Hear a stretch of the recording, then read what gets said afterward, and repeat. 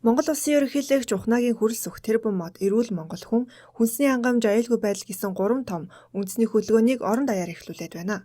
Энэ хүрээнд олон хууль эрх зүйн таатай боломжууд бий болж байгаагийн нэг нь улсын хурлаас баталсан хүнсний хангамж аюулгүй байдлыг хангах талаар авах зарим арга хэмжээний тухай 36 дугаар тогтоол юм а. Энэ хүрээнд олон хууль эрх зүйн таатай боломжууд бий болж байгаагийн нэг нь улсын хурлаас баталсан хүнсний хангамж аюулгүй байдлыг хангах талаар авах зарим арга хэмжээний тухай 36 дугаар тогтоол юм а.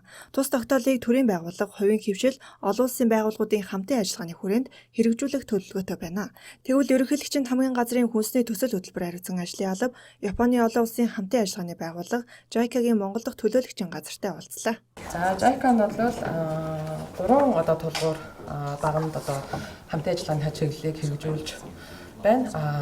Макро эдийн засгийн эрүүл үйл ажиллагаа ба засаглалыг бэхжүүлэх гэсэн энэ чиглэл байна. Хоёр дахь чиглэл маань бол хүрээлэн буй орчиндөө зохицсон эдийн засгийн тэнцвэртэй өсвөлтийг хангах гэсэн чиглэл байгаа. Гурав дахь чиглэл нь бол хүртээмжтэй нийгмийг бий болгох гэсэн 3 чиглэлийн хүрээнд хамтын ажиллагаа хэрэгжүүлж байна.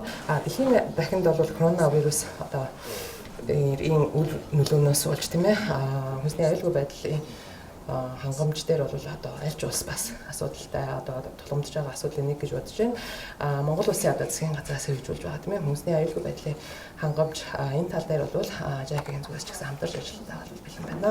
Японы олон улсын хамтын ажиллагааны байгууллага JICA нь хүнсний аюулгүй байдал чанартай өсөлт хөгжлийг ханган ажиллах эрхэм зорилготой бөгөөд манай улсад олон чанартай төсөл хөтөлбөрүүд хэрэгжүүлдгээрээ онцлогоо.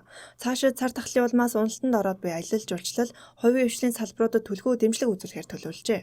Өөрөөр хэлбэл Монгол улсад хэрэгжүүлж буй төсөл хөтөлбөрүүдийнхээ цар хүрээг нэмэгдүүлэхээр ажиллаж байгаа юм а.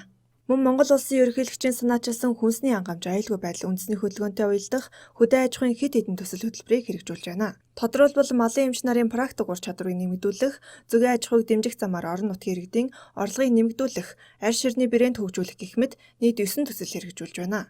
Эдгээр төслүүдэд удахгүй болох намрын ногоо өдрүүд арга хэмжээнд танилцуулахаар бэлдэж байна гэлээ.